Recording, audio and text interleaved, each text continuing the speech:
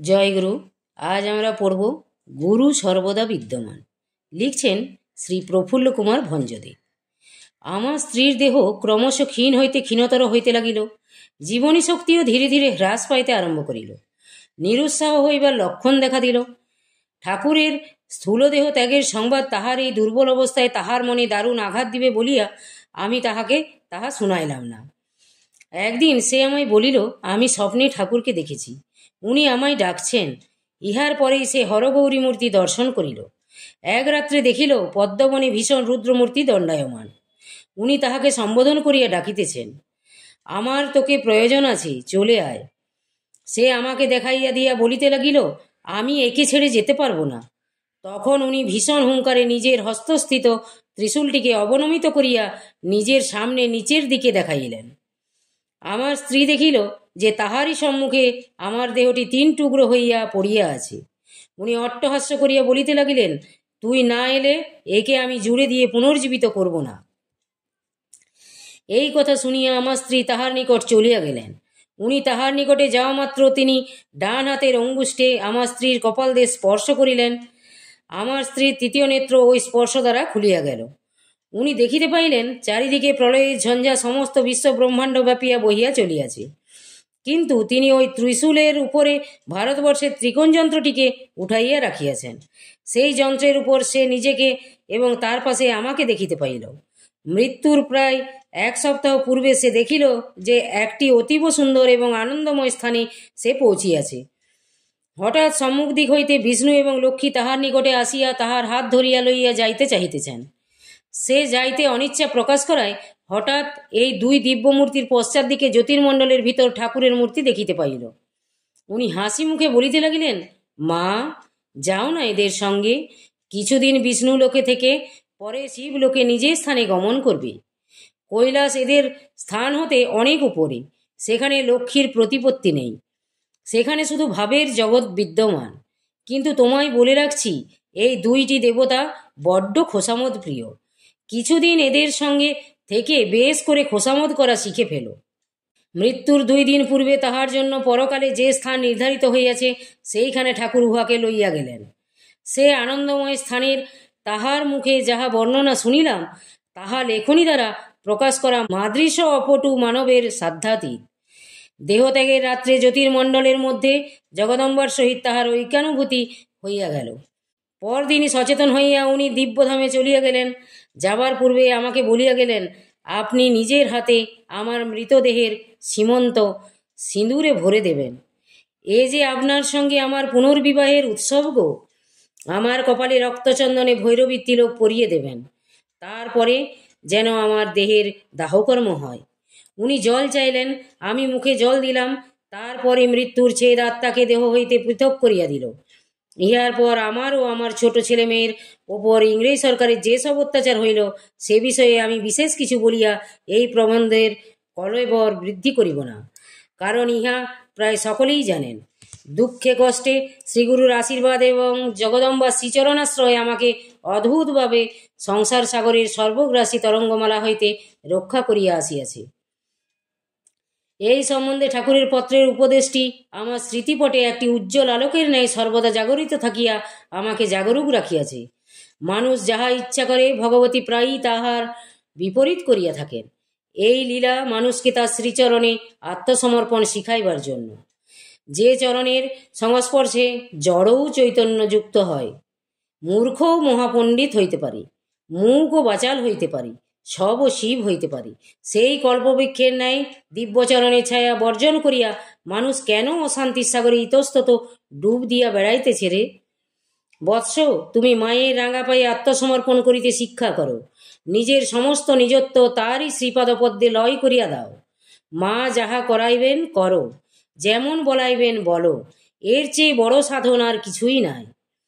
আমি আমার গুরুর নিকট আর কিছুই শিখিনি বাবা, শুধু এই আত্মসমর্পণের মন্ত্র উনি আমাকে দিয়েছেন। ইহাই আমার একমাত্র সম্বল। তুমি মায়ের ইচ্ছা মাথা পাতিয়া মানিয়া যাও। মঙ্গলময়ী সর্বমঙ্গলা অবশ্য তোমার মঙ্গল করিবেন। ভারতবর্ষে ফিরিয়া ছেলে মেয়েদের সঙ্গ হইতে বিচ্যুত হইয়া ও রাজ্যচ্যুত হইয়া ঠাকুরের কৃপায় বেশ আনন্দেই কালযাপন করিতেছিলাম। অন্তরের ভিতর আনন্দ থাকিলেও স্থূল দেহ ধারণ করিয়া স্থূল অনুভূতির জন্য চিত্ত অনেক সময় ব্যাকুল হইয়া পড়িত।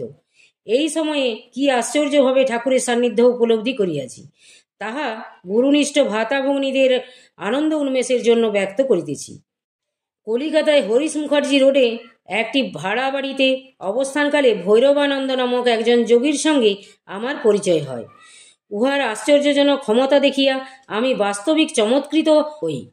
উনি একদিন আমাদের সম্মুখেই নানা প্রকার ভোজ্যদ্রব্য আহার করিয়া প্রায় 1 ঘণ্টা পর নিজের উদর হইতে ওই সব ভুক্তদ্রব্য বাহির করিয়া ফেলিলেন। আমিও খেপাদা দেখিয়া আশ্চর্যান্বিত হইলাম যে বিভিন্ন ভুক্ত দ্রব্যগুলি সম্মিশ্রিত না হইয়া সব পৃথক পৃথক হইয়াছে। উনি আমাকে 2-3 বার কপালের মধ্যে রক্তবর্ণ উজ্জ্বল জ্যোতি দেখাইছিলেন। আমি এই সব ক্রিয়াকলাপ দেখিয়া এরূপ মুগ্ধ হইয়াছিলাম যে উহার উপদেশ অনুযায়ী যোগ শিক্ষা করিবার জন্য উৎসুক হইয়া পড়িলাম। এক রাত্রে স্বপ্নে দেখিলাম ঠাকুর সম্মুখে বসিয়া আছেন। তিনি আমাকে বলিতে লাগিলেন, প্রফুল্ল, জ্যোতি টতি দেখে ভুলিসনি বাবা, তুই অতি সরল, অন্যের শক্তিতে বিভূতি দেখা বায়োস্কোপ দেখার মতো। সত্যের সঙ্গে তার কোনো সম্বন্ধ নেই। আলো ফুটবার সময় হলে সে আপনা আপনি নিজের ভিতরে ফুটবে। জোর জবরদস্তি করে সত্য পদার্থ বশ করা যায় না। ওই দিন হইতে আমি ভৈরবানন্দ বাবাজির মায়াশক্তি হইতে দূরে থাকিতে যত্নশীল হইলাম। কয়েক মাস পরে শ্রী শ্রী তারানাথ ব্রহ্মচারীর সৎসঙ্গ লাভ করিবার সৌভাগ্য হইল। ঠাকুরের ন্যায় ইনিও বামাখ্যাপার একজন প্রসিদ্ধ শিষ্য। এই মহাপুরুষের নিকট 5-6 মাস থাকিয়া আমি যে বিশেষভাবে উপকৃত হইয়াছি, উহা আমি অস্বীকার করিতে পারিব না। আমার সাধন মার্গের ও তত্ত্বানুসন্ধান চেষ্টার সহায়ক রূপে এই সৎসাধকের নির্দেশ আমার অন্তর্রাজ্যের কপাটগুলি খুলিবার পক্ষে যথেষ্ট সাহায্য করিয়াছে। কিন্তু শেষ দিকে উনি আমাকে একেবারে নিজের করিয়া ফেলিবার লোভ সম্বরণ করিতে পারিলেন না। একদিন আমায় বলিলেন, বাবা, আমার সব তপস্যার ফল আমি তোমাতেই কেন্দ্রীভূত করে যাব। তোমার মতো রত্ন আমি অনেক কাদা টিপে পেয়েছি যে বাবা, কিন্তু এক বনে 2 সিংহ থাকতে পারে না। তোমাকে আমার হয়ে যেতে হবে। এ কথা শুনিয়ে আমি অতীব চিন্তাগ্রস্ত হইলাম। সেই রাত্রেই ঠাকুরকে স্বপ্নে দর্শন করিলাম। উহার এই প্রকার মূর্তি ইতপূর্বে আর কখনো দর্শন করি নাই। উহার মস্তক মুণ্ডিত, দাড়িগোপ কিছুই নাই, পরিধানে গেরুয়া বসন। উনি বলিতে লাগিলেন, যদি তুমি তারাদার কাছে যাও তবে তোমাকে আমার আশ্রয় ত্যাগ করতে হবে। তুমি জানো না, তারাদা এরূপ একচ্ছত্রবাদী পুরুষ যে উনি নিজের গুরু বামদেবের সহিত তাল মিলিয়ে থাকতে পারেননি। তাই উনি আমাদের সকলের সিদ্ধিলাভের ক্ষেত্র তারাপীঠ ত্যাগ করে মুর্শিদাবাদে নিজের সম্প্রদায় ও আশ্রম প্রতিষ্ঠিত করবার জন্য ব্যগ্র হয়ে পড়েছেন।